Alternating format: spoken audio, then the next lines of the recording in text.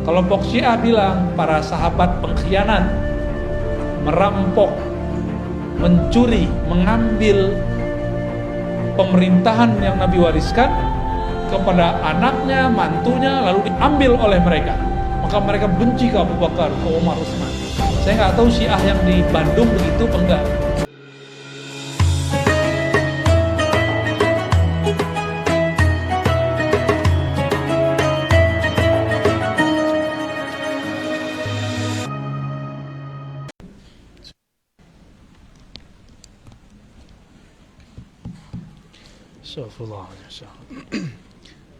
Assalamualaikum warahmatullahi wabarakatuh. Volumenya belum ya. Belum keluar suaranya. Bapak Ibu yang dimuliakan Allah, meskipun dingin, bener dingin ya, kok saya nggak kedinginan ya. Mari kita mulai kajian ini dengan baca sholawat. Tadi dah Fatihah. Innallaha wa malaikatahu yusholluna 'alan nabi ya ayyuhallazina amanu shallu 'alaihi wa sallimu taslima. Allahumma shalli 'ala sayyidina Muhammad wa 'ala ali sayyidina Muhammad. Ini suaranya segini aja. Ya. Tema kita apa? Syariat, tarekat, hakikat, ma'rifat. Serius nih ngasih judul begini? Gak takut sesat?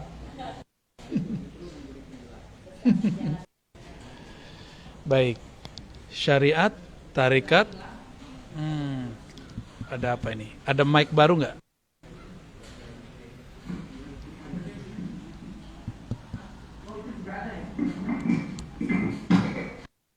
Ini gak ngefek.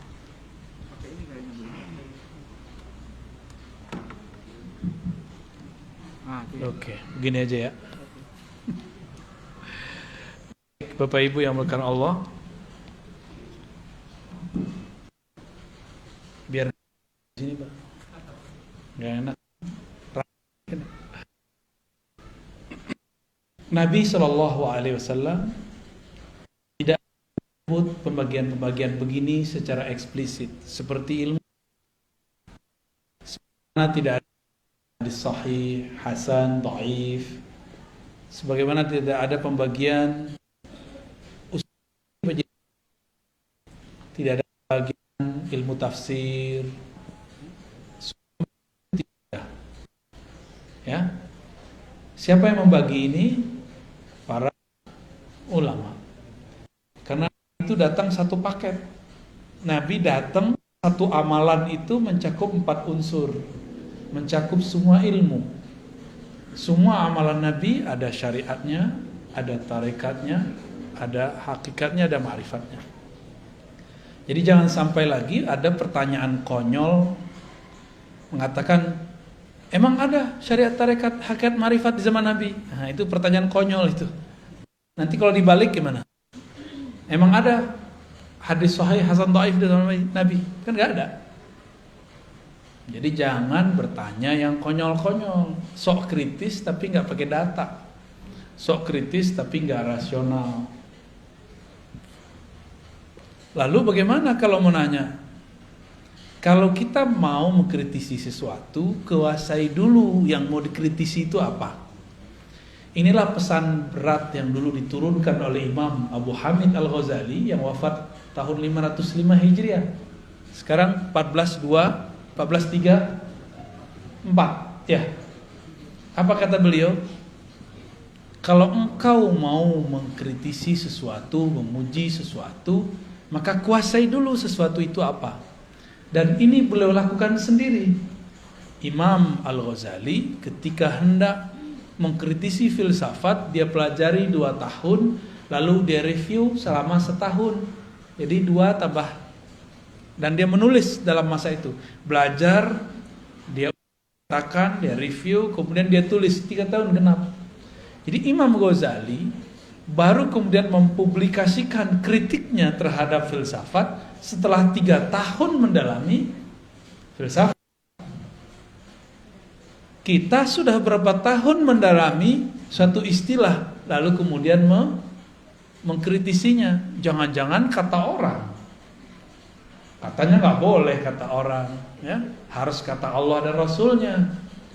Ya, jika ada orang mengatakan itu batil, coba tunjukkan bahwa pembagian ini batil, ada nggak? Kan nggak ada. Syariat itu ada di Quran istilahnya, syir'atan wa minhaja. Itu ada di Quran ya. Syariah itu ada di surah Al-Ahqaf. Apa arti syariat? Syariat itu artinya yang syariat itu jalan. Syariah yang dijalani. Bisa begitu, ya. Bisa juga diartikan jalan itu sendiri. Jadi sebenarnya syariat dan tarekat itu artinya sama. Syariat itu jalan, tarekat itu jalan. Syuru' arti bahasa Arabnya syuru' itu artinya proses. Syara' artinya hukum yang mesti dijalani. Ya, syara' hukum yang mesti dijalani. Kalau di kampung saya ada ungkapan begini, adat bersandikan syara'. Bukan syariat, syara'. Sama, maksudnya sama. Ternyata di Jambi juga sama, di Riau saya dengar sama, di Aceh sebagian ada yang ngomong begitu juga, di Malaysia juga ada yang menyebutkan kalimat itu, adat bersandikan syara'. Berarti hanya satu suku aja. Nggak tahu siapa yang duluan, itu tinggal klaim-klaim sejarah aja ya. Kalau klaim sejarah biasanya mulai rasis. Saya nggak mau rasis.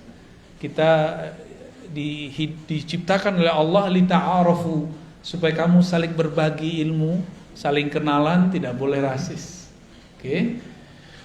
Jadi syariat artinya apa? Jalan. Tapi bedanya apa dengan thariqat?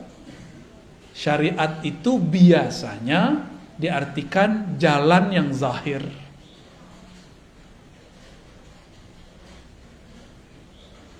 Kaedah-kaedahnya ada pada syariat. Nah, saya menerjemahkannya lebih eksplisit. Syariat itu adalah hukum-hukum Allah yang ditetapkan dengan dalil-dalil yang umum ataupun terperinci. Ya. Lalu bagaimana cara melaksanakannya? Namanya thariqat. Jadi kawan saya, dia nggak suka zikir Ratibul Haddad, Ratibul Attas. Tahu Ratibul Haddad? Ya, tahu ya? Ratibul Attas tahu? Atos tahu nggak Atos? Atos, orang Sunda apa arti Atos? Sudah. Ratibul Attas bukan ratib sudah-sudahan. Itu nama imamnya, Al-Imam Al-Habib Al-Attas. Tapi dia punya zikir pagi sore, di-download di smartphone-nya, dan juga dia punya di perpusnya buku kecil. Di dalam Al-Quran, surah Al-Ahzab ayat 41 ada perintah, ya ayyuhalladzina amanu zkurullaha dzikran katsira. Al-Ahzab ayat 41. Oke.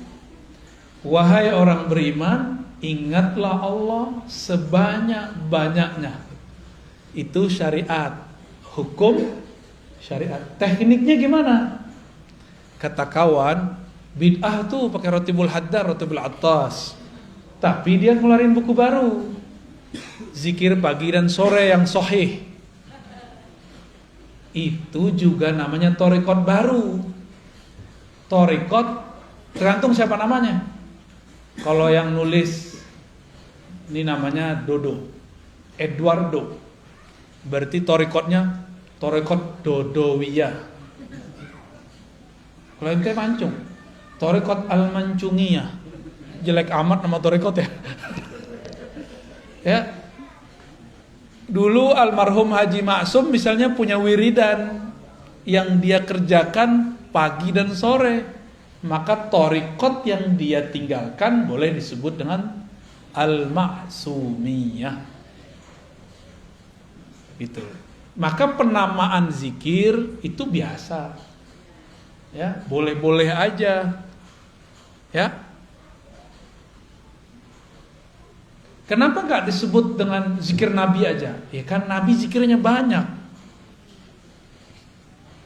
Saya punya kitab zikir Nabi hampir 10 yang pakai ilmu hadis, dan kalau di luar ilmu hadis banyak, puluhan.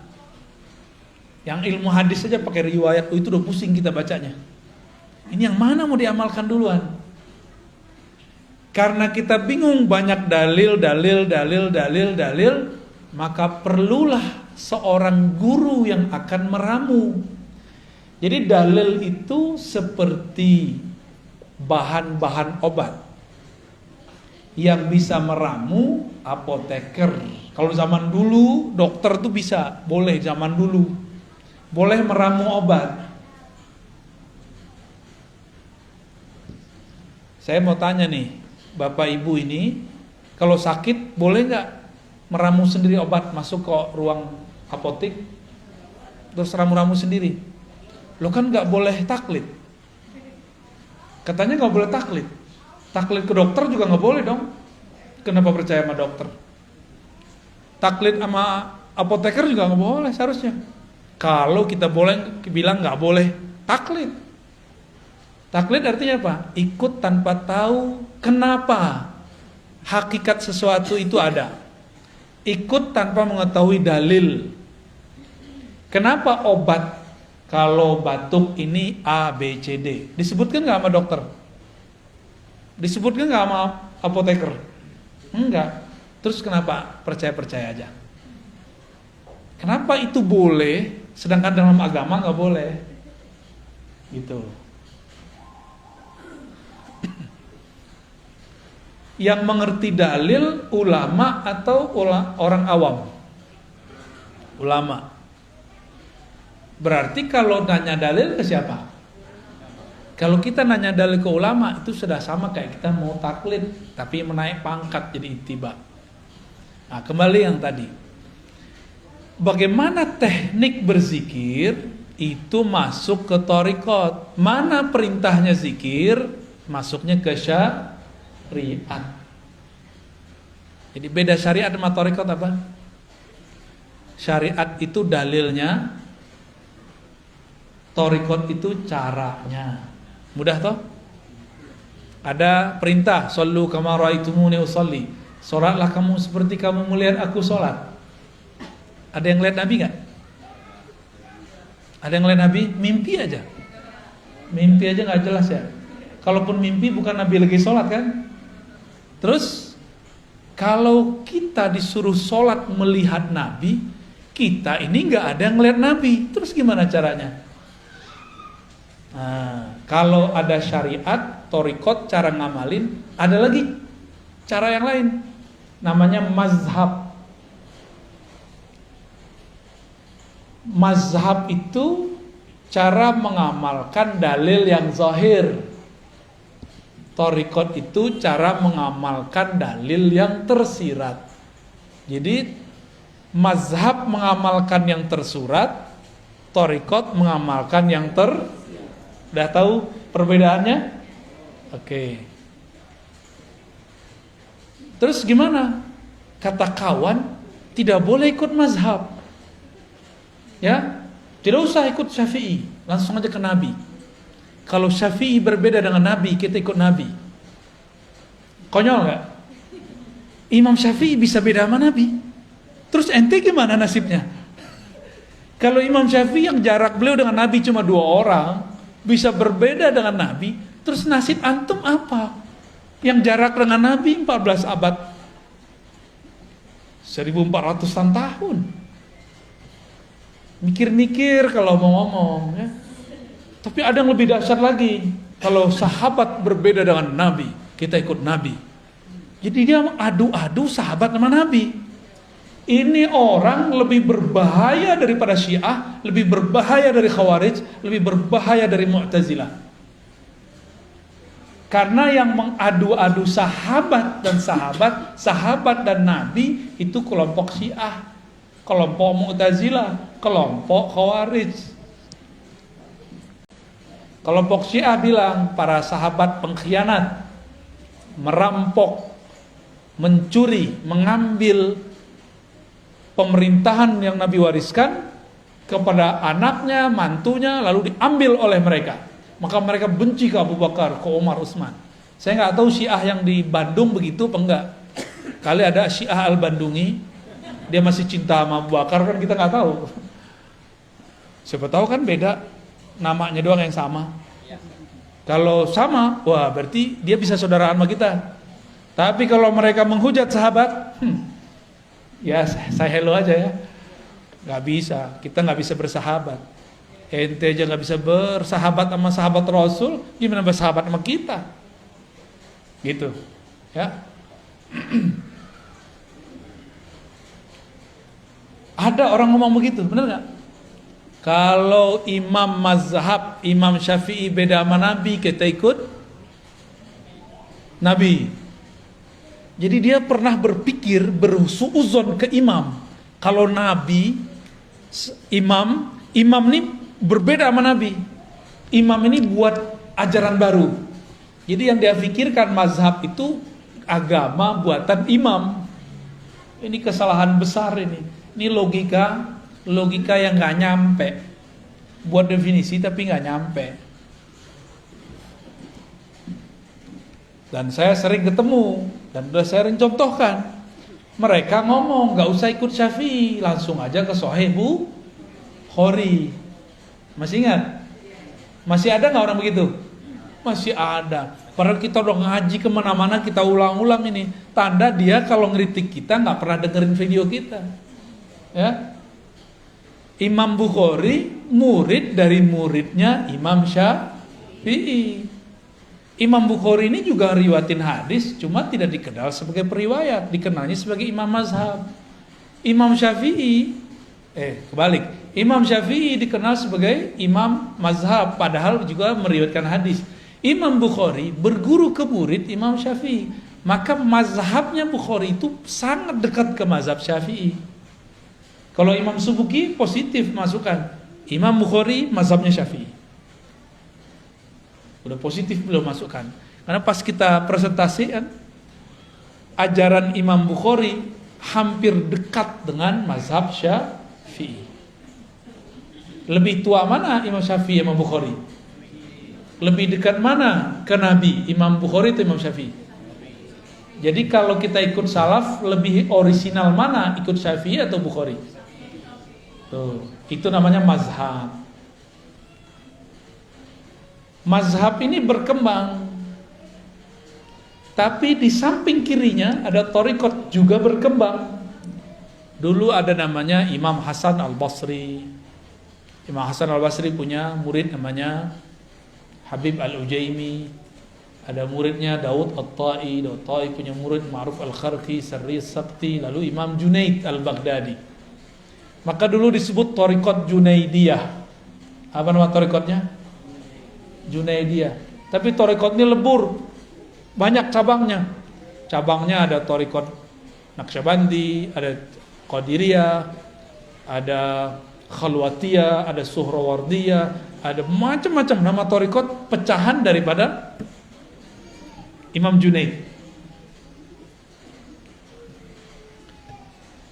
Dalam pecahan itu, kita ambil dua sampel, thariqat Naqsyabandiyah dan thariqat Qadiriyah. Nabi berbicara dalam syariatnya, afdalul dzikri la ilaha illallah. Dalam surat Muhammad, fa'lam annahu la ilaha illallah. Ada syurb, fi syurb, mau ya?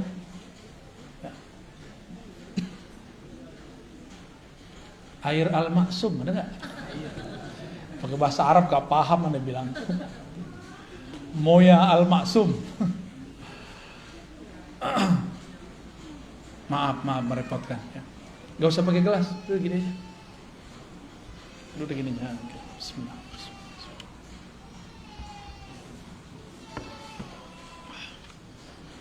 Udah gak usah. Ayat ini syariat nih. Fa'lam annahu la ilaha illallah. Surat Muhammad ayat 19. Ada dalil dari hadis, afdhaludz dzikri la ilaha illallah. Zikir yang paling nikmat, paling lezat, paling afdal, paling bermutu, paling jitu, itu adalah la ilaha illallah. Terus caranya gimana? Coba antum baca la ilaha illallah. Biasa aja kan? Coba baca la ilaha illallah. Ada yang tahu, ketahuan tuh kalau sudah berarti udah ngambil thariqat udah tuh. Tapi kalau la ilaha illallah, la ilaha illallah, itu belum tuh. Saya tahu dari suara aja kita ngerti. Apalagi kadang-kadang kalau sudah dihentakkan ke dalam kolbu ini kan bercahaya kalau disebut nama Allah. Itu terasa tuh cahayanya, gitu. Dan memancar di wajah. Ada wajah keasikan. Karena afdhaluz zikri, zikir paling enak, paling nikmat la ilaha illallah. Kalau orang Sunda makanan paling enaknya apa? Karedo. Bener Pak? Tempe. Santri deh nih ya, Batagor apalagi. Ini yang ngomong orang Padang. Tadi orang Sunda yang ngomong. Kayaknya yang lebih sohor orang Sunda nih. Bener, karedok. Oke. Karedok kalau cara buatnya ditonton di YouTube, buat sendiri, beda gak dengan emak-emak kita yang dulu buat? Beda. Kenapa beda? Suka enak aja. Thariqatnya, tekniknya. Maka thariqah itu teknik. Beda warung, beda rasa, bener. Bahan sama. Bahannya apa aja? Kucing. Tuh. Kalau saya makan karedok saya nggak nanya. Yang penting enak, gitu. Teh yang penting buatnya enak. Tipe-tipe murid begitu. Ada murid mau tinggal jadi aja. Udah Pak Kiai, Pak Ustadz, ajengan, ajarin zikir. Udah pusing. Tapi kalau sang guru tahu la ilaha nafi illallah isbat, diambil dari pusar, dibawa ke kayak gitu caranya. Itu cara ngaduk-ngaduk kalimah dalam kolbu. Ya, kalau salah aduk jadi nggak tuh barang? Nggak jadi. Kelebihan gosong, kurang nggak mateng, nggak enak. Sama.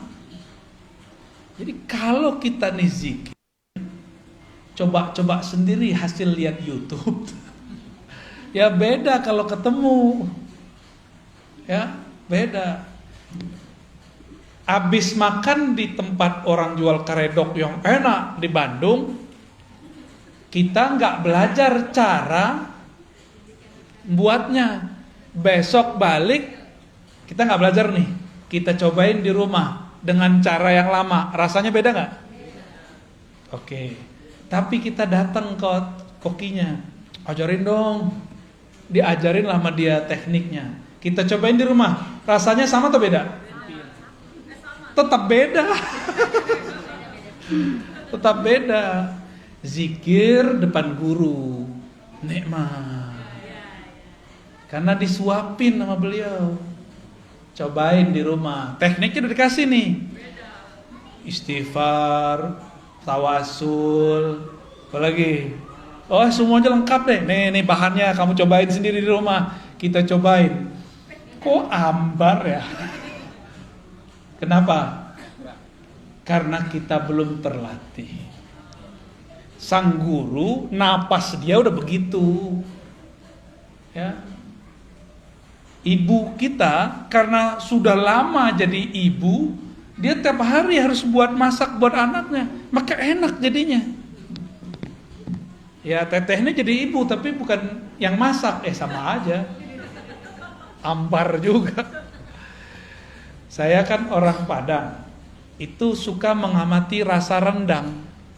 Sama-sama resto A, tapi beda tukang masak, kokinya beda rasa. Padahal mereknya sama. Ya, sama-sama rendang loh ya. padahal bahannya sama. Itu namanya thariqah. Beda cara adukannya, beda teknik membuatnya. Masukin daging ke dalam santan aja itu ada timingnya. Bener? Ya, emang begitu. Sama. Kadang guru nih nafsu punya murid. Belum saatnya dimasukkan daging kalimatullah ke dalam kolbu murid, udah dikasih-kasih aja. Namanya obral.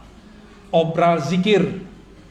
Jangan lagi obral zikir. Ini kalimah thayyibah. Ini kalimah mahal. Afdalul zikri la ilaha illallah. Pelan-pelan. Kecuali si murid udah lama zikir, udah lama berguru dan direstui oleh gurunya, baru kita kasih. Walaupun sekali bertemu boleh. Cuma baru kemarin sore hijrahnya udah minta talqin aja ya. Kan orang kebanyakan pengen begitu. Tunggu dulu ya. Mau makan, kita mau makan nih. Piring kita kotor, diapain dulu? Langsung makan? Langsung masukin karedok? Ya. Ya, dicuci dulu. Dilap dulu, itu namanya taubat. Kolbu ini kan tempat, kalau kita nih maksiat pakai mata, pakai telinga, itu di kolbu tuh nodanya banyak. Itu harus dibenerin dulu. Baru nanti kalimah la ilaha illallahnya masuk ke dalam kolbu dan dia tidak ada halangan. Masuknya nikmat. Tapi coba jus stroberi enak gak? Cuma di dalamnya ada dahak. Di gelasnya ada dahak, gimana? Rasa jelly ya? Apa rasa apa? Dawet ayu. Warnanya berubah. Mau? Kan gak mau. Jusnya enak, tapi di dalamnya sudah ada yang menjijikkan. Kita gak bisa menikmati. Inilah yang terjadi pada murid yang dia talqin zikir sebelum kolbunya dibersihkan. Pembersihan kolbu cukup istighfar dan taubat. Sederhana. Sederhana aja. Pengakuan kepada Allah gak perlu kepada guru, ke Allah aja. Cukup Allah yang tahu masa lalu kita. Gak usah kita kemudian sampaikan kepada orang. Ya, semua kita ini kan punya masa lalu yang gelap. Bahkan mungkin ya pelangi-pelangi, kadang gelap, kadang terang gitu ya. Ya inilah kita, kira-kira begitu. Kita emang begitu, mau gimana lagi? Maka saya nggak percaya ada orang suci 100% kecuali Nabi Muhammad Sallallahu Alaihi Wasallam, kecuali para nabi. Nggak percaya saya selain mereka. Kalau mereka emang maksumuna, dijaga oleh Allah. Kalau almarhum Haji Maksum namanya Al-Maksum, beliaunya nggak maksum. Benar Pak Cepi? Pernah dimarahin nggak Pak Cepi? Tuh dokter aja bilang pernah marahin. Menurut pandangan Pak Cepi sebagai anak, ayah pernah salah nggak? Pernah Pak Hatu, namanya Al-Maksum benar. Maksud saya apa? Label-label A, B, C, D tidak akan merubah subjeknya. Kita bilang nih, inilah ajaran Rasulullah, inilah yang paling murni, ini langsung dari salafus saleh. Belum tentu, itu kan klaim aja. Inilah yang paling benar, inilah thariqah yang paling sahih, kan klaim. Iklan kecap. Ya, nomor 1 terus. Oke. Itu baru thariqah tuh. Udah mulai paham? Sama-sama karedok tapi beda teknik, beda koki, hasilnya beda. Sama-sama thariqat qadiriyah tapi beda mursyid, beda guru, beda mentor, beda murabbi, beda hasilnya. Beda enaknya. Dan jangan salahkan para salik, para penikmat ini, dia sedang memburu restoran ruhani. Namanya Naqsyabandiyah. Siapa dulu kokinya? Siapa dulu pimpinan dapurnya? Siapa dulu pemiliknya? Ya. Apalagi sudah beda menu. Naqsyabandiyah menunya beda dengan Qadiriyah. Di Naqsyabandiyah zikir lembut dulu, baru zikir keras. Nggak ada keras juga sih, zikir bersuara aja. Di Qadiriyah zikir keras dulu, la ilaha illallah, gitu kan? Kalau di Naqsyabandi enggak, mata dipejam, lidah dikunci, sebutlah selembut-lembut mungkin nama Allah. Kayak kita bermanja-manja kepada sang kekasih bernama Allah. Beda nggak? Beda, badan lemes-lemesin. Kalau di Thariqah Qadiriyah enggak, kalau perlu tangan di kepal. Dulu saya belajarnya begitu. Kepal tanganmu, ya. Tarik nafas. Baca. Mulai dari zikir hu Allah, la ilaha illallah, Allahu, semuanya itu. Ada zikir hu aja, ada ahad-ahad aja.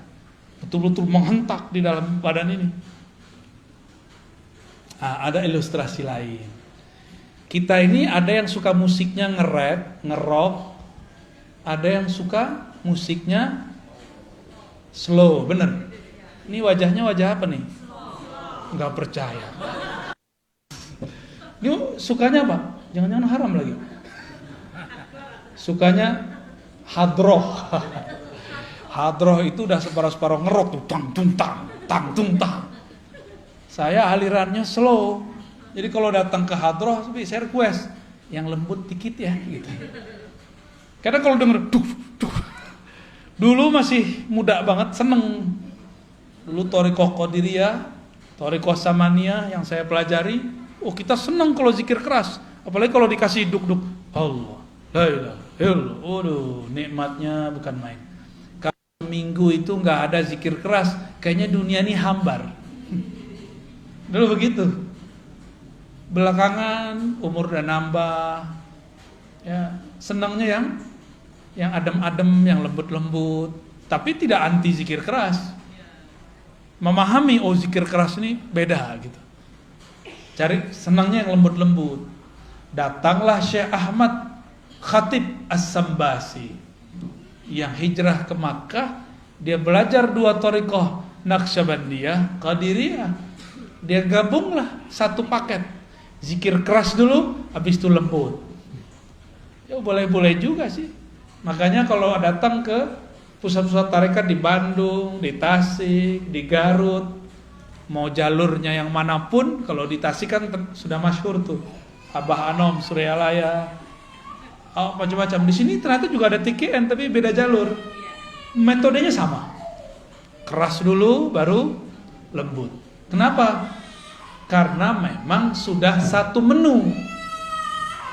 Nah, cuma kenapa yang ini enak, terkenal, yang itu tidak?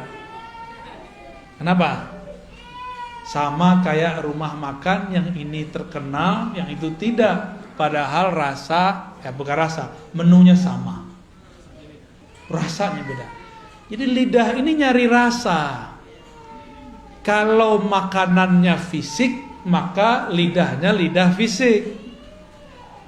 Kalau kolbu fisik atau non fisik, maka yang dia sedang cari menu-menu makanan non fisik.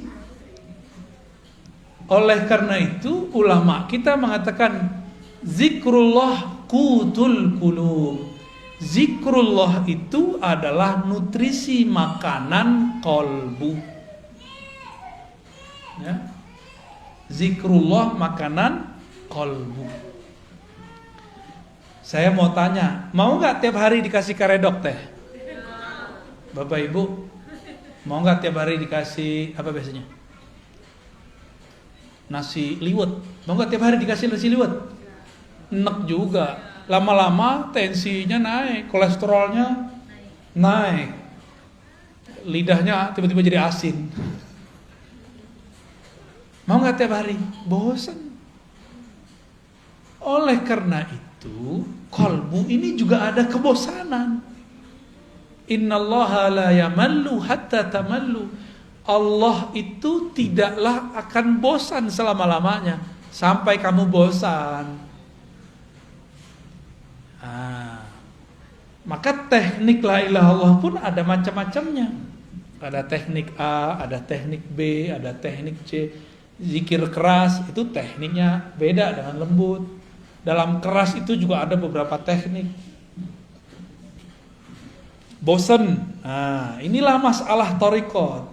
Ini masalah thariqat, ini saya sampaikan nih. Kok thariqat zikirnya 2 aja, la ilaha illallah ma Allah Allah. Padahal zikir banyak. Berarti ada yang belum sempurna dalam thariqat itu. Kurikulumnya kurang lengkap. Ya. Bakal bosen nanti kalau cuma zikir la ilaha illallah doang. Selama-lamanya zikir keras mulu, bosen. Maka harus ada zikir lain. Ada zikir subhanallah, ada alhamdulillah, ada Allahu akbar, ada la haula wala quwwata illa billah, ada hasbunallah wa ni'mal wakil. Ada suluknya masing-masing. Ada suluk subhanallah, ada suluk alhamdulillah, ada suluk la Allahu akbar, la haula wala. Semuanya ada suluknya. Dan semua itu turunan dari amalan para nabi atau para malaikat di langit. Hasbunallah zikir siapa? Nabi siapa yang waktu itu dibakar siapa? La ilaha illallah biasa. La ilaha illa anta, siapa yang zikir begitu? Nabi yang dilempar ke perut ikan, Yunus. Maka la ilaha illa anta itu namanya suluk Yunusiyah, tarekat Nabi Yunus. Ada tekniknya. Kalau belum nyampe ke teknik itu, gak akan ada rasa baca la ilaha illa anta. Gitu, ya. Ada tekniknya semua. Allah berfirman ke Nabi Musa, Musa, innani anallah la ilaha illa ana. Sesungguhnya akulah Allah, tiada ilah, tiada yang berhak disembah, tiada Tuhan kecuali aku. La ilaha illa ana. Oh, ternyata ahli zikir tertentu, dia kalau baca la ilaha Allah dalam batin dia yang bunyi la ilaha illa ana. Seakan-akan Allah berkalam. Lidahnya baca la ilaha illallah, la ilaha illallah. Tapi di batinnya seakan-akan Allah bicara seperti kepada Nabi Adam. Itu semua gak bisa dibuat-buat. Itu semua ada kurikulumnya, ada tekniknya.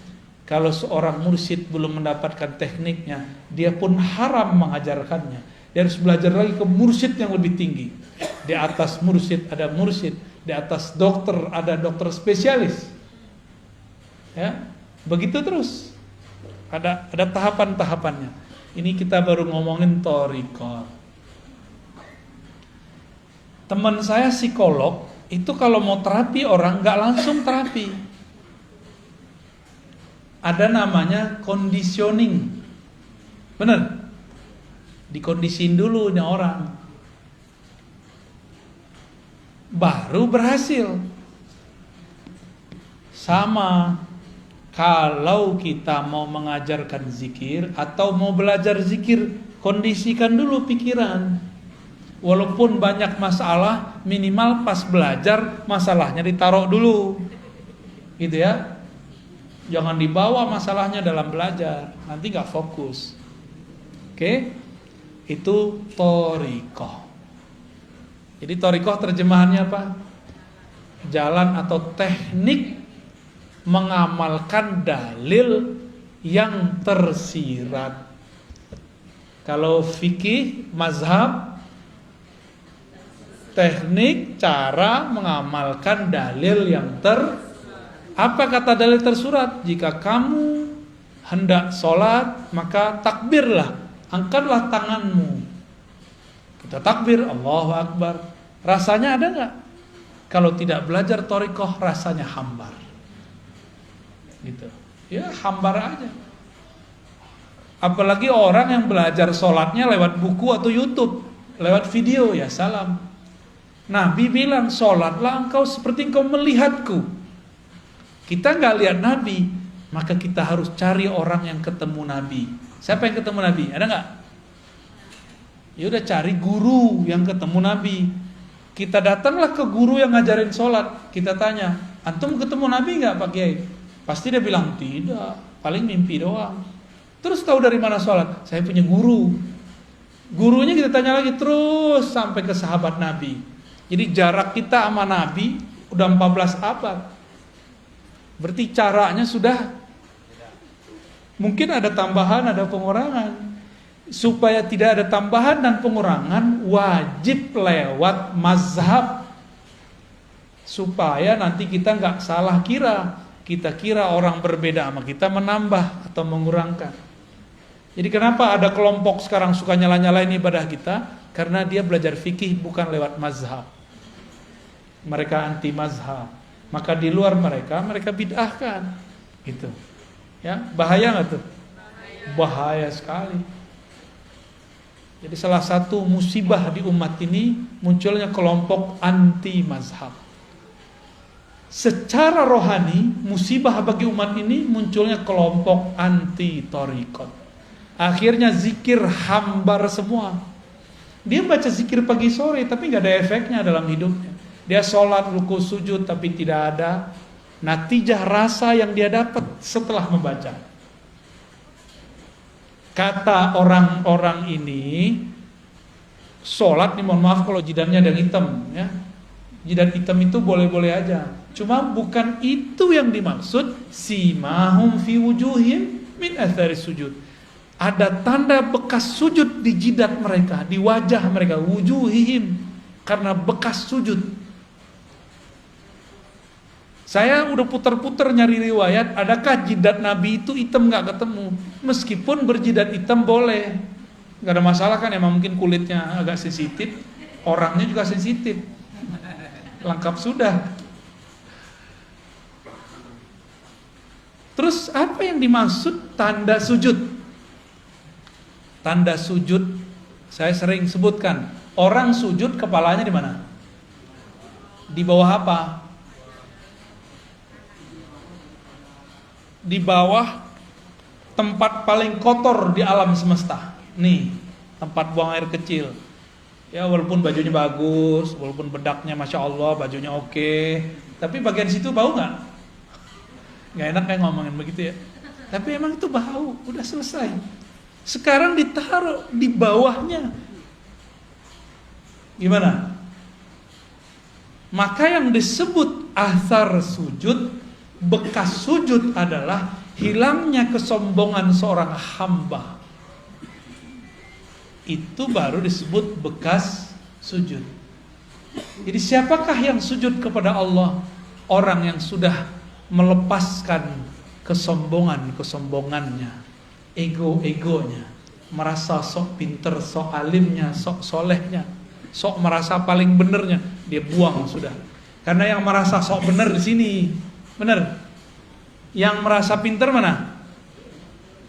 Yang merasa bergelar ini. Yang merasa manhajnya, mazhabnya paling bagus, thariqatnya paling keren ini. Kalau ini nggak mungkin. Ini maka ditaruh di bawah. Jadi asarus sujud adalah kerendahan hati. Efek dari sujud adalah rendah hati. Gimana? Udah rendah hati belum? Lagi belajar. Kadang-kadang jujur, mending jujur begitu. Berarti sholat kita ini sudah benar belum? Kira-kira sholatnya diterima nggak? Kayaknya nggak diterima sih. Soalnya simahum fi wujuhimnya belum ada. Karena puncaknya sholat ketika kepala di bawah. Di saat itu tidak ada lagi ego, tidak ada lagi sombong. Kalau masih ada, sholatnya belum diterima, kira-kira gitu. Gimana dong? Orang-orang kayak kita ini sok soleh, sok merasa sholat. Ada orang telat sholat aja kita kata-katain. Ya, ada orang nggak sholat kita suzon. Ya. Dia padahal udah jamak. Ada orang kita lihat nggak sholat padahal dia sudah jamak. Bisa nggak begitu? Ya, susah ya. Emang begitu sih ya. Di otak ini, ya korteks depan ini dia sukanya prasangka. Ternyata otak ini di istilah orang-orang ahli neurologi disebut otak reptil. Ini yang disebut dalam Al-Quran. Ulaika kal an'am. Mereka itu seperti binatang. Otak reptil itu 5-10%. Selebihnya, sisanya berapa? Otak kanan, otak kiri 40, 45 ya? 45. 45 kiri kanan itulah yang akan mendalami thariqat hakikat ma'rifat. Sayangnya orang cuma berpikir pakai 10% ini. Makanya jadi bodoh seumur hidup. Keras sekali. Cari lawan terus, karena reptil kan suka nyari lawan. Kepalanya begini terus tuh. Siapa lo? Aliran baru nih. Jadi setiap kali ada kelompok baru, kepalanya seperti reptil. Kalau nggak menghindar, ngelawan. Begitulah terus. Ulaika kal an'am.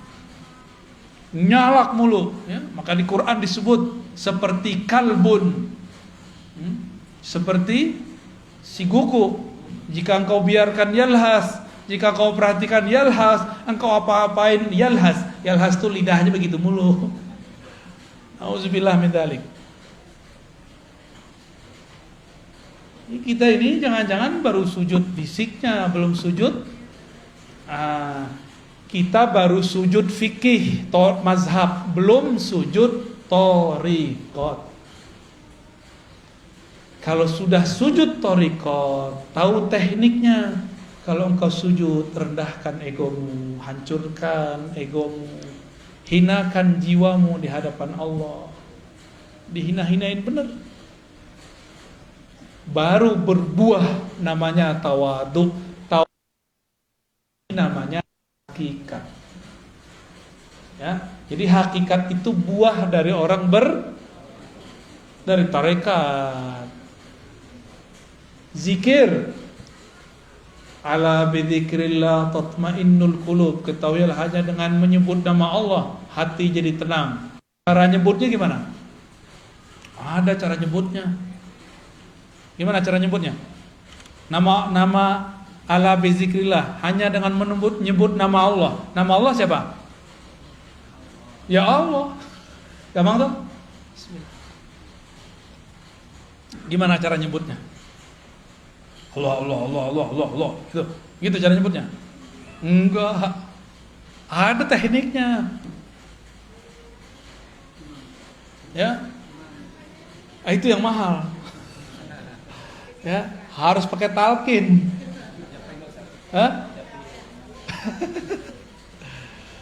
Harus pakai talqin, mahal itu. Maka barang begini nggak boleh diobral, haram hukumnya diobral. Ini mutiara dari Allah, karena dia seafdol zikir. Kalau diobral, orang nggak menghormati barang ini nanti, dapat dibuang. Itulah yang terjadi pada banyak murid. Talqin sini, karena diobral talqinnya, dia tidak pernah lagi mengamalkan zikirnya. Karena dia nganggap, kita kalau beli cincin tepi jalan, pede nggak pakai tiap hari. Tapi kalau beli cincin ini toko yang eksklusif, pede nggak pakai tiap hari? Pede. Kira-kira begitu, ya. Ini lebih dari cincin. Ini sesuatu yang kita masukkan ke dalam diri. Mau obral-obralan. Maka dalam thariqah kami, talqin itu bukan nomor pertama. Nomor pertama at-ta'allum wa ta'lim, ngaji. Udah bener ilmunya baru talqin. Udah hilang syaknya, sehingga dia tahu nama yang akan dibaca dia adalah zat yang maha agung. Maka dia pun akan mempersiapkan jiwanya untuk membaca. Nggak mungkin lewat Zoom, pasti dijemput kok. Antum ini kan lucu, takut COVID ngaji lewat Zoom. Tapi kalau pengen makan resto, datang langsung. Ya salam ya. Nggak adil sama diri sendiri. Takut ngurus badan fisik, tapi virus rohani dibiarkan.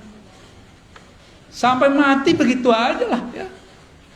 Rasain aja terus. Nggak ada perkembangan dalam batin kita. Nggak adil. Innallaha yuhibbul muqsitin. Allah senang sama orang yang adil, yang proporsional jelas. Lagi pengen sama karedok ya. Datang ngantri lagi. Masuknya pakai masker pas makan. Mungkin. Nih ditutup nih. Mam bisa nggak?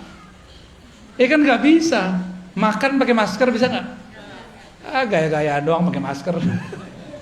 Ya, pas mau makan pasti dibuka. Hilanglah social distancing. Kenapa antum nggak takut? Giliran mau ngaji dempet-dempet dikit takut. Nggak percaya kalau pas ngaji ada rahmat turun. Ada malaikat rahmat. Itu di antara antum banyak sekali malaikat rahmat. Itu sampai ke atas sana. Nggak ada virus berani masuk. Masuknya paling pas masuk mall tuh, ya. Yang disalahin pengajian sama masjid.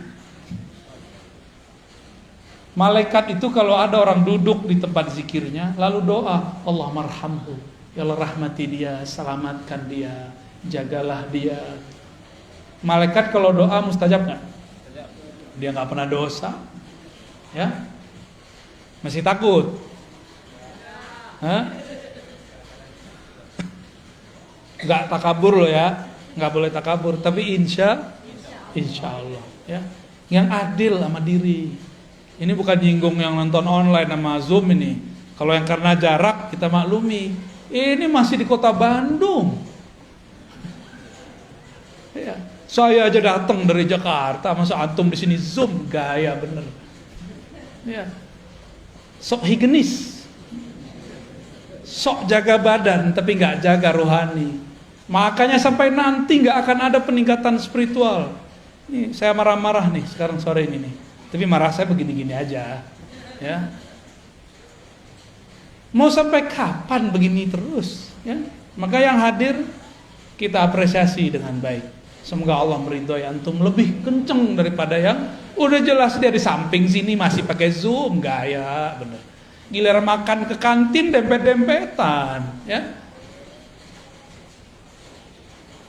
Betul-betul nggak adil ke dalam diri, ya, nggak adil. Saya prihatin melihat seperti ini.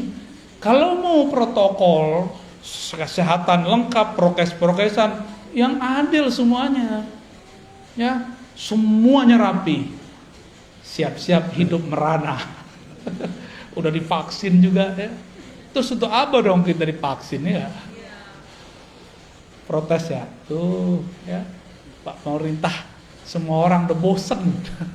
Orang udah bosen semua. Tapi gimana lagi? Ke depan kita harus pakai aplikasi segala macam lah. Jadi yang pakai fingerprint, dulu kan kantor fingerprint. Kalau sekarang semua orang harus punya peduli lin, nggak hanya fingerprint, dicolok hidungnya. Kita ikutin aja mainnya ya. Yang penting kalimah Allah bertahta di dalam kalbu. Ya. Yang penting ketenangan muncul di dalam jiwa. Harus muncul di dalam jiwa. Jika dilakukan zikir berdasarkan tekniknya, sama dengan orang makan karedok, makan rendang sesuai dengan takarannya, cara masaknya, udah pas sudah. Kalau juga masih belum terasa, jangan-jangan bukan menunya yang tapi lidahnya sedang sariawan. Paham ilustrasi ini? Kalau kita nih belajar zikir, gurunya sudah oke, tekniknya sudah lengkap, tapi belum juga menikmati zikir. Jangan-jangan kolbu kita sedang bermasalah, seperti mulut lagi sariawan gak menikmati makanan. Saya kira cuma orang Padang yang pedes. Orang Sunda cabai rawit gak dicampur apa-apa, giling. Gimana? Udah? Pernah nyoba? Doer gak bibirnya tuh? Gak berani. Tuh orang Padang gak berani, orang Sunda berani. Pantesan lebih pedes dari kita ya gak? Maaf, canda-canda. itu torikot, hasil dari bertorikot, tenangnya kolbu dalam berzikir, namanya hakikat. Kita punya kesimpulan, punya hikmah. Oh begini ya kalau zikir dikerjakan secara benar, hasilnya begini. Kita tahu metodenya, tahu teorinya, paham hikmahnya. Ini namanya hakikat. Ya, jadi hakikat itu pengetahuan yang diperoleh setelah menjalani hakikat. Tapi hati-hati, tidak semua pengetahuannya tepat. Maka di atas hakikat ini harus ditingkatin lagi. Si hakikatnya harus diuji. Karena hakikat ini pengetahuan, tapi pengetahuannya terpisah. Zikir la ilallah rasanya ini, zikir hu rasanya ini. Itu namanya hakikat. Terpisah-pisah. Beda zikir, beda rasa. Umroh sama puasa, beda nggak rasanya? Keasikan umroh haji berbeda dengan keasikan tahajud, benar? Pilih mana? Sama-sama pegel loh kaki, tahajud. Sama-sama tawaf. Kenapa orang lebih sering memilih umroh? Padahal mau ketemu Allah di rumah juga bisa. Nggak mesti ke Ka'bah kali. Kenapa? Karena menu. Orang bosen satu menu. Rasa, ada rasa yang didapat di dalam umroh beda dengan rasa yang dapat dalam tahajud. Rasa ini menghasilkan pengetahuan. Pengetahuan inilah yang disebut ilmul yakin. Ilmu yakin. Paham? Kira-kira? Dhamma lainnya hakikat. Sehingga kita punya keyakinan, kalau aku baca ini, aku yakin begini, itu orang udah punya hakikat. Maka orang yang sudah mengerti hakikat, jika ada orang bersyariat sholat 1000 rakaat, dia cukup 2 rakaat, itu udah sama. Kalau orang bersyariat belum mengerti ilmu yakin, dia sholatnya baru by pahala. Kalau ada pahala dia sholat, kalau nggak ada pahala dia nggak sholat. Kalau orang mengerti hakikat, dia sudah tahu bahwa sholat itu jangan harap pahala, tapi ada sesuatu di belakang itu. Inilah yang disebut oleh Nabi, orang alim tidur lebih ditakuti oleh setan daripada orang yang itu, maksudnya yang punya ilmu hakikat. Kalau ilmu yang zahir biasa. Lalu apa beda hakikat dengan ma'rifat? Hakikat itu masih bisa luntur. Hakikat itu masih bisa salah. Yakinan kita kadang-kadang belum tepat. Dari mana kita tahu? Yang paling banyak dapat ilmu hakikat waktu di surga itu malaikat namanya Azazil. Tetap saja tergelincir, dipecat dari malaikat namanya iblis. Iblis itu ahli hakikat. Dengan ilmu hakikatlah dia menyesatkan orang-orang ahli zikir yang tidak berguru. Pernah berguru terus ninggalin gurunya. Pernah bermajelis lalu keluar dari majelis. Orang-orang begini dicaplok sama iblis. Apa kata iblis? Zikir kamu keren ya. Karena zikir kamu banyak orang sembuh nih. Kamu sebenarnya mursyid yang lebih sakti daripada gurumu. Mulai terbersit. Kita lebih sakti dari guru. Tuh, kena tuh dah. Pernah gak ngelihat ada orang begitu? Ya, murid kiai besar buat tarekat baru. Ini nasib dia ini. Keluar dia dari halaqah. Karena terbersit dalam hatinya, dia lebih sakti dari gurunya. Dia nggak sadar gurunya sedang pura-pura nggak bisa. Ngetes dia aja. Guru pura-pura nggak bisa ngeruqyah, nggak bisa. Oh, saya nggak bisa doain air, pura-pura aja. Bukan berarti dia nggak bisa. Dia nguji antum itu. Ngerasa sakti nggak melebihi guru. Banyak yang terpedaya di situ. Apalagi urusannya udah ketemu pulus. Ya.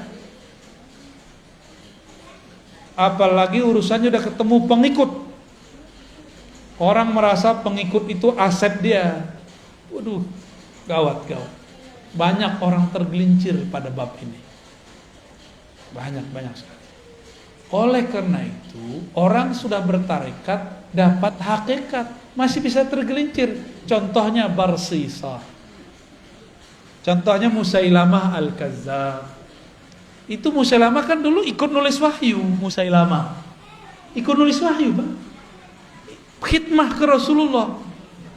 Maka kita berdoa orang-orang yang berkhidmah untuk agama ini, untuk kita tidak membelot di akhir nanti. Amin. Ya, ini bahaya benar. Kenapa? Si Musailamah ini melihat harian Nabi, dia mikir, Nabi mah biasa aja orangnya. Kita begini, dia begini. Kita begitu, dia begitu. Akhirnya dalam pikiran apa? Nabi ini orang biasa kayak. Kejadianlah sekali, ada penulis wahyu selain Musailamah. Nabi turun ayat kepada Nabi. Tapi Nabi gak bacakan semua. Nabi masih tertegun, keasikan membaca ayat. Si penulis wahyu ini diizinkan Allah terbuka tarbir rohaninya. Dia dengar Jibril baca ayat. Surat Al-Mu'minun itu tentang penciptaan alam, penciptaan tubuh kita. Fatabarakallahu ahsanul khaliqin. Dengar dia. Terus dia konfirmasi ke Nabi, ya Rasulullah, lanjutan ayatnya ini bukan. Saya barusan dengar ada Jibril baca. Kata Nabi, benar. Dalam hati terbersit sama dia, gini doang ilmu guru gua. Gini doang makomnya Rasul, saya juga bisa. Maka orang ini jadi nabi palsu. Kalau murid jadi mursyid palsu. Buat tarekat palsu. Karena dia merasa dia bisa mengakses apa yang diakses gurunya. Dia kira gurunya cetek ya.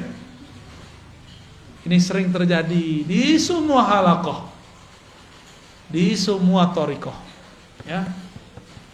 Maka untuk selamat hanya satu bab, harus masuk pintu ma'rifatullah. Apa itu ma'rifatullah? Disebut ma'rifatul Muhammadiyah, mengenal hakikat Nabi Muhammad sallallahu alaihi wasallam. Dalilnya apa? Qul in kuntum tuhibbunallaha fattabi'uni. Katakan jika engkau cinta Allah maka ikuti aku sang Muhammad. Maka dia harus ikut ma'rifat Nabi Muhammad sallallahu alaihi wasallam. Nabi ketika sholatnya banyak, beliau gak bilang supaya kalian selamat. Nabi bilang, aku ingin bersyukur kepada Allah. Nabi ketika dapat wahyu gak bilang, gua doang yang bisa dengar, lu gak gitu. Kalian gak bisa. Gak ada Nabi kesombongan begitu, gak ada. Nabi selalu merendahkan hatinya di hadapan Allah dan para sahabatnya. Yang dimaksud al-haqiqah al-Muhammadiyah, itulah kemurnian akhlak Nabi Muhammad sallallahu alaihi wasallam, yang berakhlak dalam hakikatnya, dalam bertorikotnya, dalam bersyariatnya. Itulah yang dapat ma'rifat. Dan tidak sedikit kita dengar ada orang ketemu orang semakin tinggi teori ma'rifatnya semakin sombong. Apa itu? Ngeremehin orang. Berarti dia sombong gak? Gak level gitu kan. Kajian kulit tuh gak penting. Nih kajian hakiki nih, kajian hakikat nih, kalian gak tahu. Ngomong begitu itu sombong namanya. Sedangkan Rasulullah mengajarkan tidak boleh sombong. Udah jam 5 Ustaz. Kholas ya? Ya udah tanya jawab deh kalau ada. Fadhol. Terima kasih ya. Maka dari Bapak atau Ibu saya nggak bisa lihat. Dari Bapak-bapak dulu barangkali ada yang perlu sampaikan. Dari Zoom ada 2, tapi sebelum dari Zoom dari yang hadir dulu mungkin silakan. Ustaz, ada ibu-ibu yang nanya. Enggak, kami nanti soal. Assalamualaikum warahmatullahi wabarakatuh. Abia mau bertanya tentang masalah contoh.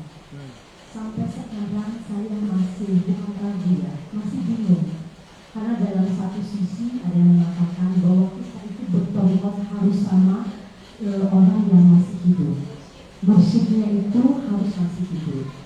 Sementara yang lainnya bilang tidak usah, yang sudah meninggal juga tidak masalah. Yang begitu yang mana Abu ya? Begitu. Oke. Assalamualaikum. Assalamualaikum.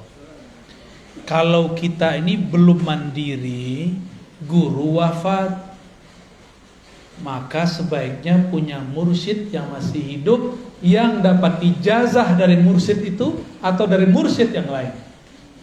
Jangan yang nggak dapat ijazah, nggak nyambung nanti, nggak nyambung ke Nabi Muhammad, nanti nyambungnya ke iblis.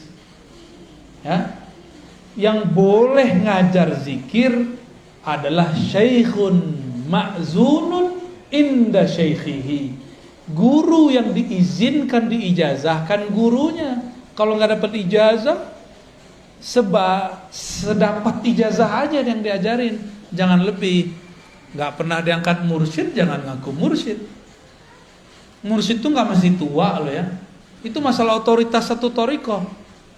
Ada di torikoh tertentu yang dapat ijazah umur 90, di torikoh yang lain umur 19 sudah diijazahin.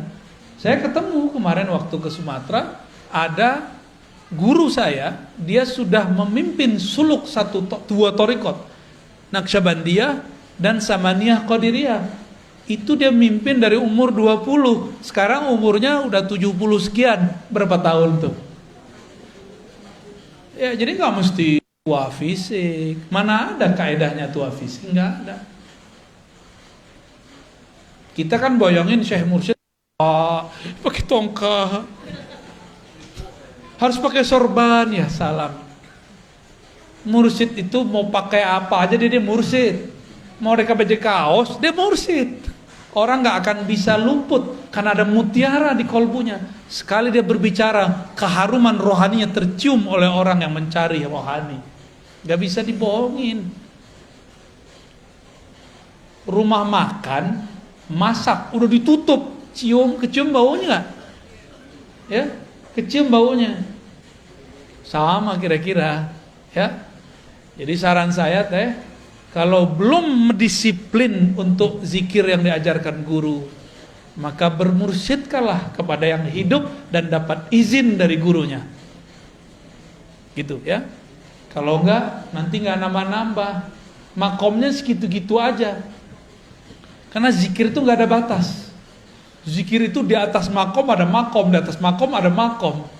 Zikir la ilaha illallah ada ribuan tekniknya. Yang diajarin kan baru satu. Baru dari besar ke bunuh-bunuh itu mah satu, belum banyak itu. Banyak tekniknya. Ya. Saya ngamalin sudah hampir 100-an lebih teknik itu. Baik yang langsung diajarkan beliau-beliau ataupun yang ya, secara rohani. Adalah berapa ratus teknik la ilaha illallah doang.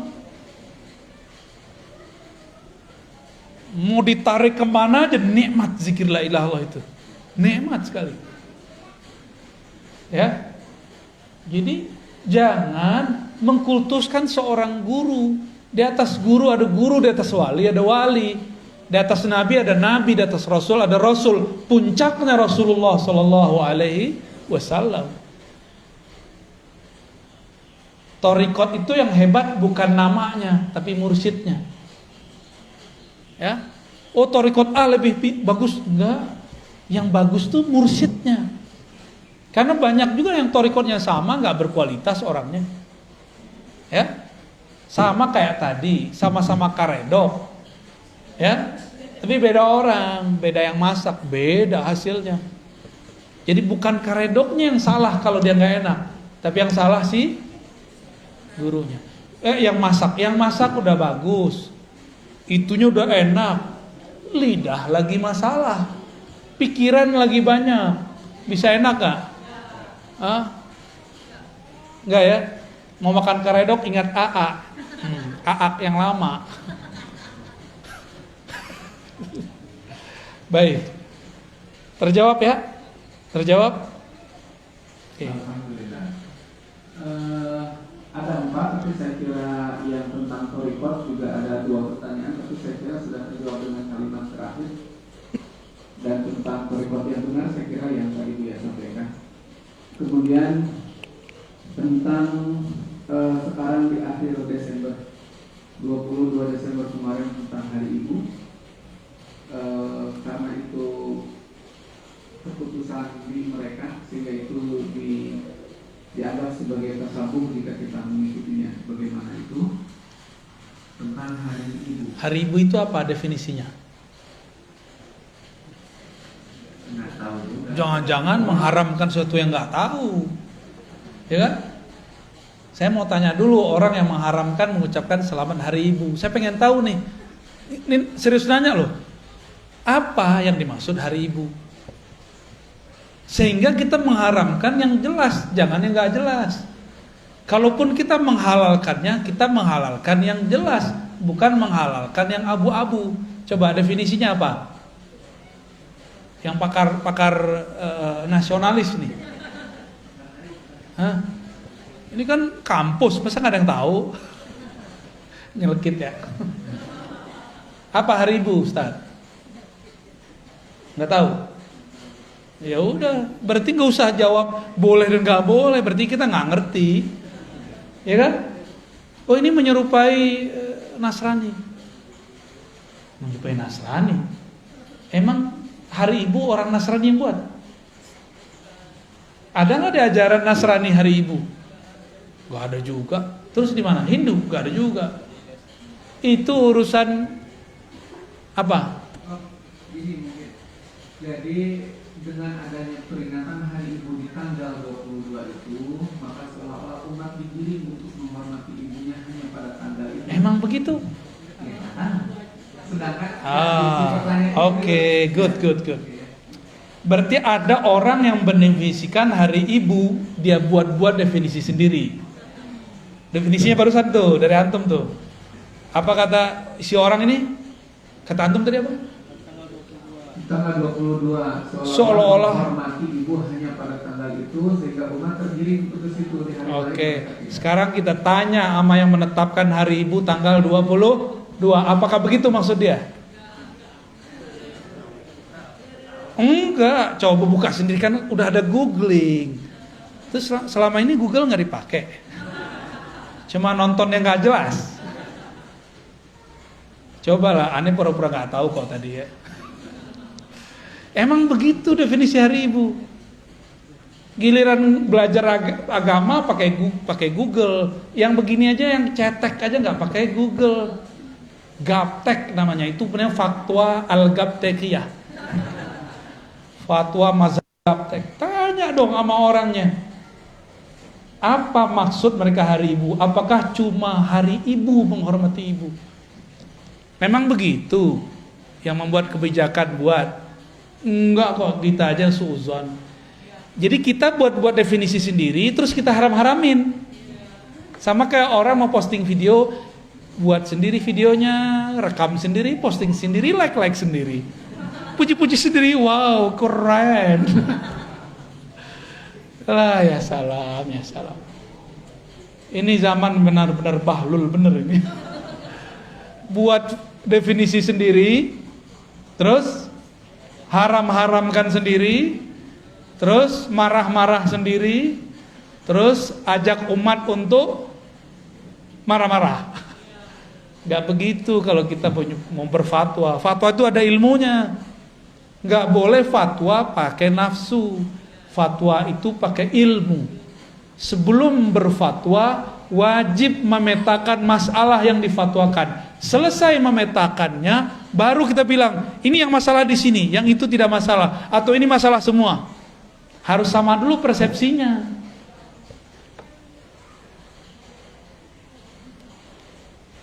Orang Muhammadiyah punya Islam berkemajuan, NU Islam Nusantara, di Wasliyah ada Islam apa kemarin? Waktu kita ke Wasliyah, saya lupa ada istilahnya. Di Medan kemarin, orang Persis gimana? Islam apa? Islam murni. Pasti adalah jargon-jargon gitu. Benar? Ada orang buat definisi Islam Nusantara itu Islam sholat pakai bahasa Jawa. Ntar kalau yang benci Muhammadiyah, Islam berkemajuan, nanti sholatnya pakai bahasa Inggris. Maju. Emang begitu? Saya buat definisi sendiri, terus saya salah-salahin orang. Diketawain nggak? Jadi, kalau kita mau menentang, menerima, mengamalkan sesuatu, tanya definisinya kepada yang punya barangnya. Namanya tabayyun.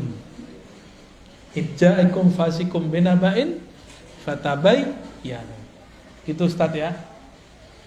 Jadi gimana? Boleh nggak hari Ibu? Ya? Harus. Ya. Berarti hari Ibu bukan menggiring umat, hanya menghormati Ibu hari Ibu saja, benar? Ya. Kalau begitu definisinya ada masalah nggak? Tapi kalau definisinya hari Ibu adalah hanya hari itu aja menghormati Ibu, itu baru nggak benar. Tapi ternyata definisi itu nggak ada kan? Nggak ada. Ya sudah udah beres kok. Kita aja yang cari-cari masalah, rame-rame sendiri, tengkar-tengkar sendiri. Ngundang masalah. Emang ada bahasa Arabnya bahsul masail, cari-cari masalah. Jangan-jangan pertanyaannya masalah ya? Bener, ya lanjut.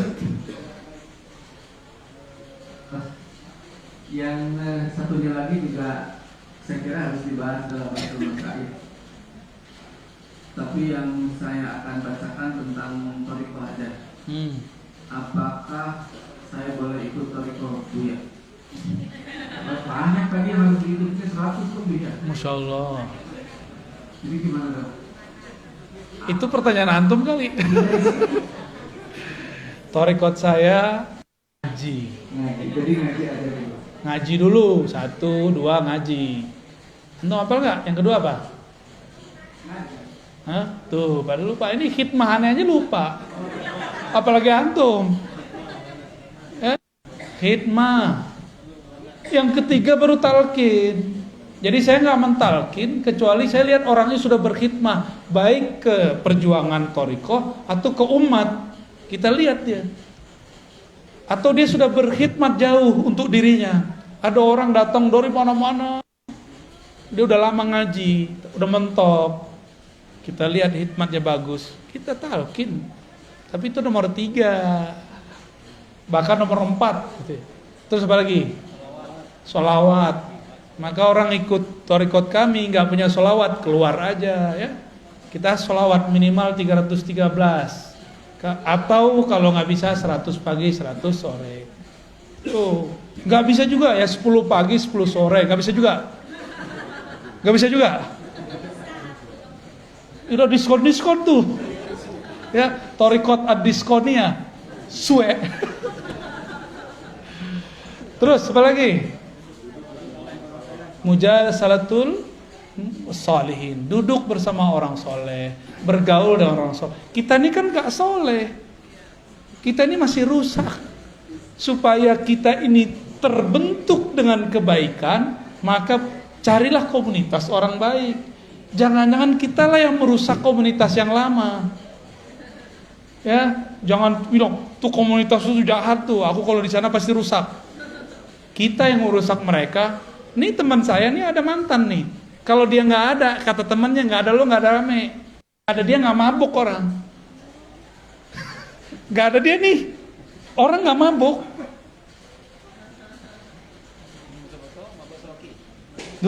Lebih itu mah cetek sama dia. Orang kalau mabuk masih ngomong-ngomong, kata dia itu mah cetek. Bagi dia udah hilang. Serius itu. Jadi kitalah yang menyebabkan orang rusak. Karena muka kita ini muka syahwat, ya kan? Muka bejat lah muka kita ini. Saya ngomong ke dalam diri saya sendiri. Bahwa di dalam diri ini ada kebejatan, ada kenakalan. Saya ngomong begini bukan untuk antum saja, untuk diri saya sendiri. Karena gejolak itu masih ada dalam diri saya. Karena wajar umur masih belum terlalu tua. Masih muda toh.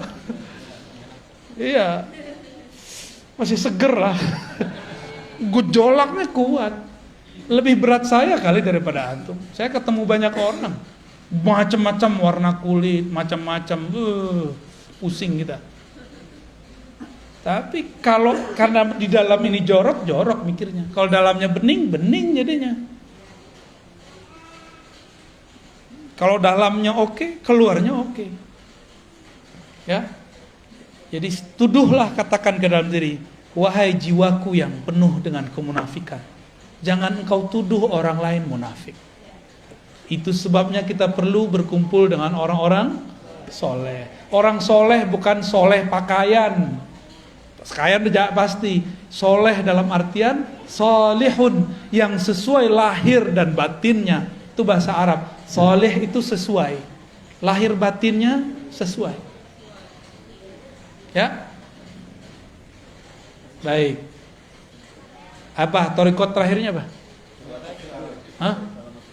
Salamatus sadar, gak nyimpan dendam, benci, suuzon, buruk sangka kepada orang lain. Bisa gak? Hah? Ada tekniknya. Ya, apa lagi? Masih ada? Adab. Susah kalau sendiri, kalau berguru gampang. Ya, ajari aku. Ya, itu kurikulumnya itu. Ada 7, ya. Ada 7. Dari situlah kita kemudian bergerak. Ya, sekarang marhalahnya baru 2, 1, 2, 3, 4 ini muter-muter. Ya. Ta'lim, ta'alum, khidmat, talqin, udah. Ini masih yang concern. Jadi kenapa orang thariqat masih busuk-busuk hati? Karena dia nggak nyampe ke salamatus sadar, cuma zikir-zikir doang. Zikir kalau belum istighfar, tambah banyak zikirnya, tambah besar dendam dan sombongnya. Jadi harus ada zikir pembersih, ada zikir menaikkan makom. Kalau belum dibersihkan dengan istighfar dan tobat, udah zikir la ilaha illallah, kan naikin makom. Dia naik, nodanya juga naik. Tubuh pohon ini berkembang, benalunya nggak dipotong, tambah gede pohon, tambah gede juga si benalunya. Maka carilah guru yang bisa membersihkan parasit kita. Parasit itu ya menjalar dalam jiwa. Semua itu sama. Ya. Mungkin nggak mursyid punya penyakit hati, mungkin, tapi dia tahu cara ngobatinnya. Kalau antum dikit aja nggak tahu caranya, ya, kira-kira begitu ya. Oke, pertanyaan terakhir, ya, apa ada lagi? Ini kita sering di belakang ada juga tuh, ada tuh di belakang tuh. Bukan di belakang antum, ada hantu. Ya, Alhamdulillah sudah disenangkan. Ya, sila mau dikasih ke belakang? Masih ada di belakang, Pak? Terakhir ya dari Ibu ya. Ya, angkat. Assalamualaikum warahmatullahi wabarakatuh. Assalamualaikum. Barakallahu ya. Saya termasuk yang selalu menyimak ceramah Ustaz dulu. Karena Ustaz Pak Ustaz. Thariqat YouTube ya. Tapi sekarang jangan ya, udah langsung. Alhamdulillah. Ini saya mau bertanya Ustaz. Apakah seseorang bisa ma'rifatullah tanpa tahu nama ruhnya? Saya tahu itu dari YouTube, dari punya dari Ustaz. Dan apakah yang boleh mengenal nama ruhnya itu hanya orang-orang tertentu saja, atau siapa saja boleh tahu? Baik, Terima baik. kasih Ustaz, kalau bisa saya mau tahu. Ini dosisnya ada dosis 1000 ini. Oke. Ilmu tentang nama ruh ada pada bab keempat. Berarti ada bab 3, ada bab 2, ada bab 1. Bab 1 ini awal. Bab pertama namanya Ma'rifatul Asma. Mengenal nama-nama Allah. Makanya talqin zikir pasti nyebut nama Allah. Orang begini masih bisa kenal Allah tanpa nama ruh. Ya. Jadi 1, 2, 3 dapat diperoleh tanpa nama ruh. Tapi yang keempat itu ma'rifatuz zat, hanya dapat diperoleh oleh ahlur ruh, orang yang punya nama ruh, jika dia ikut suluknya ruh. Dan itu baru saja dibuka ilmunya. Ya. Masih panjang jalannya ini. Masih panjang. Sekarang yang ada thariqat itu 3 yang pertama, yang 4 belum. Belajar ma'rifatul asma. Itu nomor 2. Bab kedua, nomor pertama. Bab kedua, ma'rifatul af'al, mengenal perbuatan-perbuatan Allah, cara kerja Allah. Dan yang ketiga, ma'rifatus sifat, mengenal sifat. Sampai nomor 3 itu tidak perlu mengenal, tidak wajib mengenal nama ruh. Bisa semua. Ya, nanti Allah kasih sendiri, mungkin potongan depan namanya. Allah yang ngasih tahu. Atau dia mimpi ketemu Rasul kasih nama dia. Saya ketemu beberapa mursyid yang dia sampai dikasih nama oleh Rasulullah. Tapi biasanya cuma depannya aja. Nama itu ada rangkaian-rangkaian namanya. Karena nama itu diambil dari karakter Nur Muhammad yang memancar dari Ahmad. Warna. Ini cahaya ada warnanya enggak? Kita bilang ini cahaya terang, perih di mata atau teduh? Cahaya ini perih, benar. Maka kita sebut cahaya ini perih, cahaya ini tajam. Itu nama dia, nama cahayanya. Tapi menerangkan nggak? Oh, cahaya ini walaupun tajam, dia menerangi ruangan. Itu nama berikutnya. Maka satu cahaya bisa banyak nama. Nah, Ahlul Ruh itu ngasih nama cahaya itu. Nama itu sebenarnya sudah ada sebelum kita lahir. Sebelum kita ke alam ini, kita sudah ada belum? Sudah. Jika hidup di sini nggak pakai nomor KK dan KTP, bisa kemana-mana nggak? Ruh kalau nggak punya nama nggak bisa masuk ke badan kita. Emang Allah main serabut-serabut doang ngambil ruh, gitu nggak bisa. Ada daftar nama yang antri untuk ditiupkan. Ada namanya dia. Dan yang punya pengetahuan mengenai nama ruh bukan saya, Bu. Saya cuma penjelas metodologi keilmuannya. Mungkin ada santri yang gak sabar, terus keceplosan ngomong, Buya Ustadz nih muter-muter aja. Buka aja sih. Seenak perut lo aja. Gak bisa begitu. Ilmu ini ada tahapan-tahapannya. Jangankan ilmu ruh, ilmu talqin aja belum saya bagi-bagi semua kok. Apalagi ilmu. Ya, jangan suka-suka kita komentar, ya.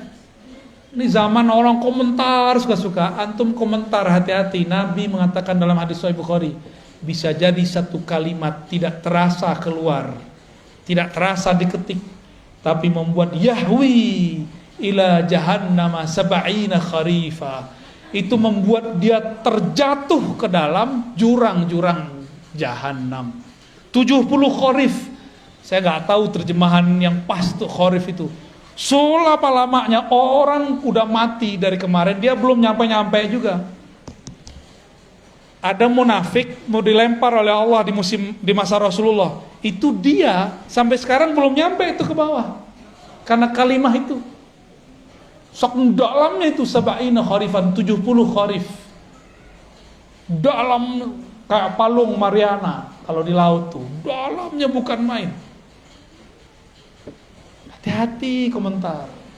Ya, saya nggak pernah biasanya menghiraukan orang berkomentar, tapi kalau dikomentar tentang nama ruh, ini agak sedikit kita tandain. Ya, hati-hati ente. Ya. Hati-hati gitu aja. Nabi Musa ingkar dikit aja diputus sama Nabi Khidir. Padahal itu sudah buat kontrak itu. Kita bukan nabi, ingkar-ingkar aja. Siap-siap diputus dari ilmu ruh. Ilmu ruh itu ilmu paling mahal. Paling mahal itu. Sabar-sabar Bu ya. Sabar-sabar. Nanti kalau ada komunikasi dengan teman-teman riba, daftar aja nama ruh. Kalau beruntung kita ketemu ahli yang ngasih nama ruh, kita mintain namanya. Ya.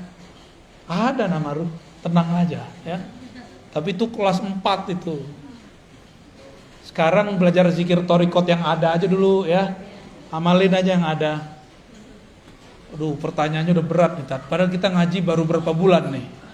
Sekali sebulan lagi kan. Pertanyaannya soal Iya. Udah cukup. saya kira gimana Mas Tom? Cukup ya. Oke. Baik. Boleh. Baik, kami masih ada acara lagi. Mohon maaf tidak bisa sampai maghrib di sini. Dan seperti biasa salamannya dengan hati aja ya, bil qulub. Gak usah juga dokumentasi lah, gak usah lah. Cukup di hati aja ya.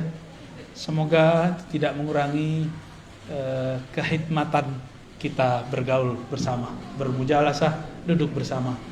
Bapak Ibu yang bukan Allah, terutama sahibul bait ya, Dr. Cepi dan tim. Semoga antum yang buat kegiatan ini diberkahi oleh Allah. Semoga dijaga selalu oleh Allah ya. Dan beliau yang mendirikan ini Allah berikan kenyamanan, kebahagiaan, cahaya di alam sana. Amin ya rabbal alamin. Bagi kita yang hadir, jangan berhenti.